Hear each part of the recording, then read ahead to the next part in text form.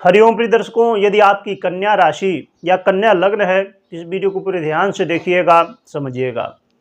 क्योंकि जैसे कि आपने थंबनेल में पढ़ा, बड़ी भविष्यवाणी। क्यों बड़ी भविष्यवाणी है, ये शब्द क्यों लिखा गया? क्योंकि ये भी तो लिखा जा सकता था कि भविष्यवाणी, पर बड़ी भविष्यवाणी क्यों लिखा गया?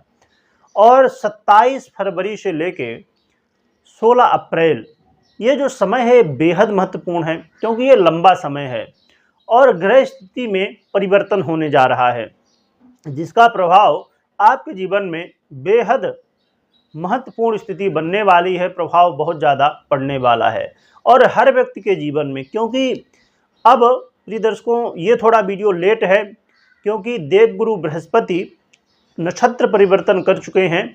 हम इस वीडियो में देवगुरु बृहस्पति के नक्षत्र परिवर्तन की चर्चा करने वाले हैं। देवगुरु बृहस्पति 3 फरवरी को ही नक्षत्र परिवर्तन कर चुके हैं। और मैंने 27 फरवरी क्यों लिखी? क्योंकि 27 फरवरी को देवगुरु बृहस्पति अब द्वितीय चरण में प्रवेश कर जाएंगे। अभी तक ये भरणी नक्षत्र, ये जो भरणी नक्षत्र है, इसमें प्रवेश कर चुके हैं। तो ये शुक्र का नक्षत्र है, दैत्य गुरु शुक्र का। तो ये द्वितीय चरण में 27 फरवरी से गोचर करना प्रारंभ करेंगे, इसलिए मैंने 27 फरवरी लिखी है। तो प्रिय दर्शकों, ये लेट थोड़ी हो गई वीडियो, क्योंकि बहुत सारी वीडियो थी, आपने देखी ही होगी चैनल में। तो वो वीडियो भी बहुत महत्वपूर्ण थी, इसलिए ये थोड़ा लेट हुई है। पर मेरा कर्तव्य था कि लेट हो या जल्दी हो, जैसे भी हो, आपको जानकारी मिलनी चाहिए।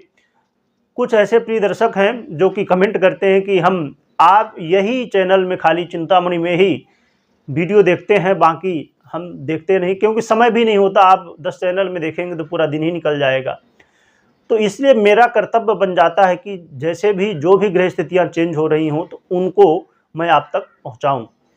तो आइए समझ लेते हैं क्या प्रभाव पड़ेगा, क्यों बड़ी भविष्यवाणी। जैसे मैंने बता दिया, क्योंकि इतना लंबा समय है और देवगुरु बृहस्पति नक्षत्र जो कि बड़े ग्रह कहलाते हैं।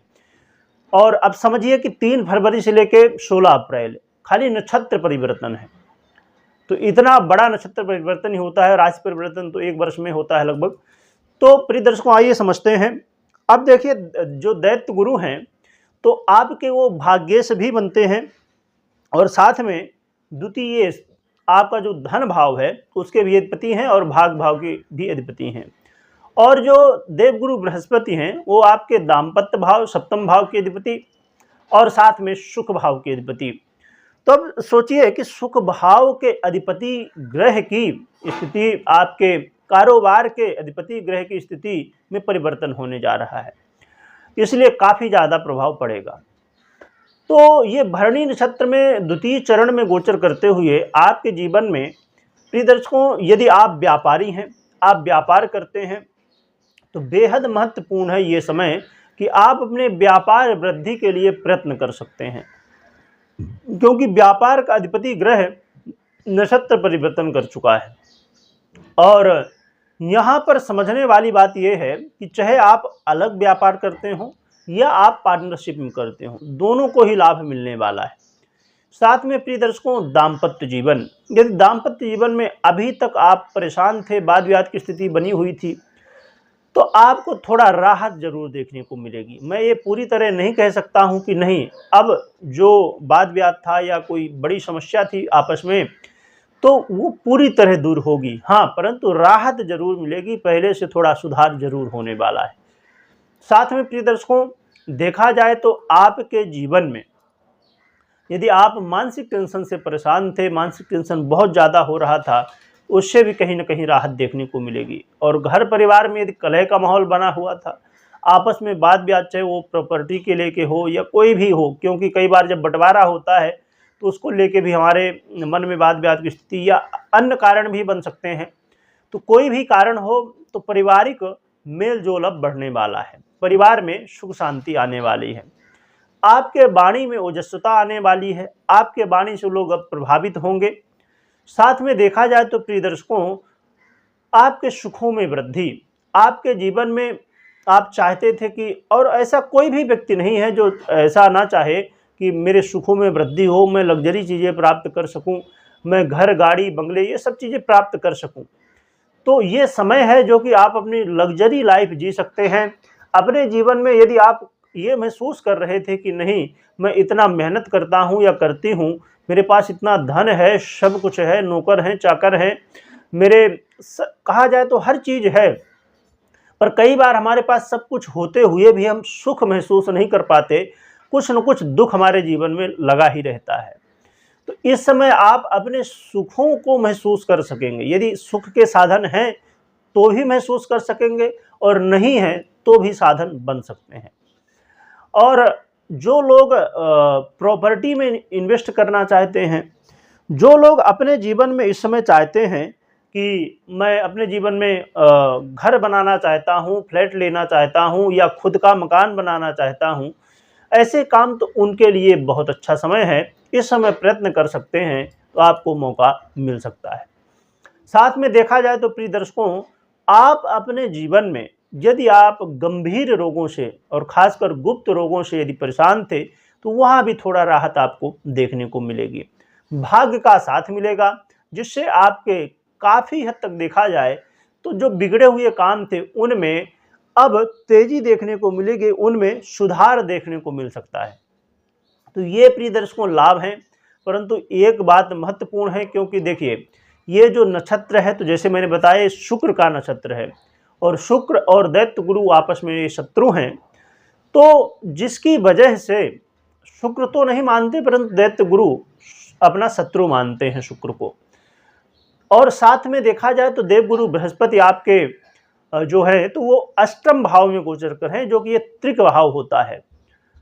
और इसलिए देखा जाए तो बेहद सावधानी की ज़रूरत है। क्या सावधानी रखनी चाहिए? आपने सुन लिया कि चलो ये मुझे लाभ मिलने वाला है, परंतु सावधानी उससे भी ज़्यादा महत्वपूर्ण है। सावधानी क्या रखनी है?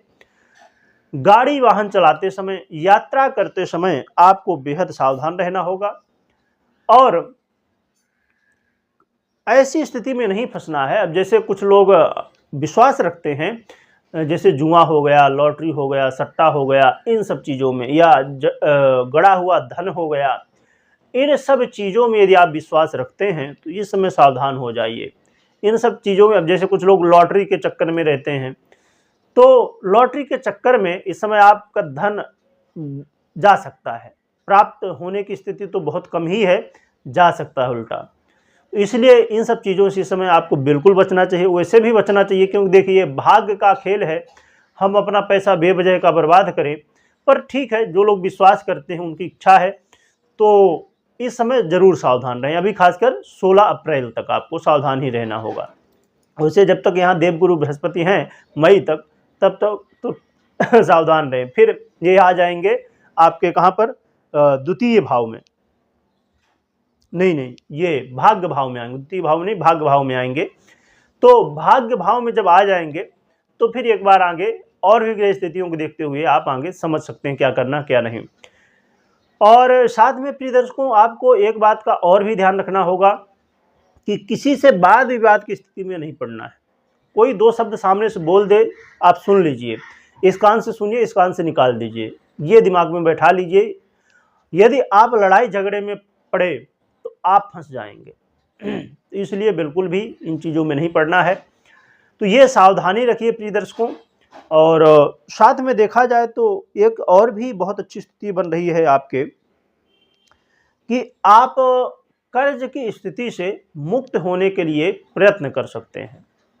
यदि आप लोन लिए हैं, कर्ज लिए हैं, तो इसके लिए भी प्रयत्न करिए। तो जो ग्रह स्थितियां हैं, अन्य ग्रह स्थितियां भी हैं, तो मैं सबको देखते हुए कह रहा हूं कि आप कर्ज के लिए, जो कर्ज है उससे मुक्ति के लिए प्रयत्न करिए। परंतु हाँ, एक बात और भी बता दूं, सावधानी के रूप में ही मैं हमेशा बताता हूं कि अब जैसे देवगुरु बृहस्पति हैं और शुक्र हैं, आपके लग्नेश हैं, इन सबको चेक कर लीजिए कि इनकी स्थिति क्या है। ये मजबूत हैं तो फिर ये रिजल्ट आपको मिल जाएंगे, अच्छे रिजल्ट जो मैंने बताए। परंतु ये पीड़ित हैं, कमज़ोर हैं, या दशा ठीक नहीं चल रही है, तो फिर ये रिजल्ट नहीं मिलेंगे। तब लग सकता है कि जो मैं अभी बताया आपको वो सब प्राप्त नहीं हो रहा है। और फिर आप कमेंट कर सकते हैं कि आपने जो बताया वैसा कुछ हुआ नहीं। इनको ज़रूर चेक करिए। अब प्रिय दर्शकों, हम उपाय की बात कर लेते हैं। तो उपाय की बात करें तो आपको माँ जगदम्बा की आराधना करनी है, और या तो अपनी कुल देवी की आराधना कर सकते हैं। माँ जगदम्बा की आराधना जरूर करें, और माँ जगदम्बा को अर्चन बहुत प्रिय है तो अर्चन कर सकते हैं।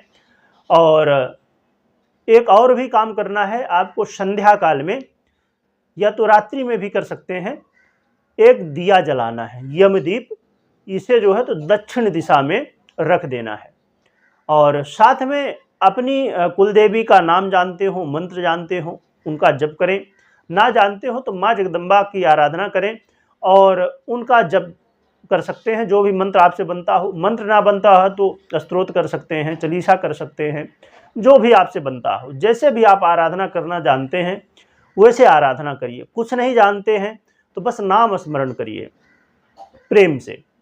और कमेंट में भी जय माता जी लिखिएगा, या अपनी कुल देवी की नाम जानते हैं तो उनका लिख देना है फिर तो। और लिखने के साथ मेरा हमेशा यही प्रयत्न होता है कि आप बोलिए। एक बार यदि लिख रहे हैं, 2 बार लिख रहे हैं तो 100 बार 200 बार बोल लीजिए। लिखते समय 1-2 मिनट तो लगेगा ना, उसमें बोल लीजिए।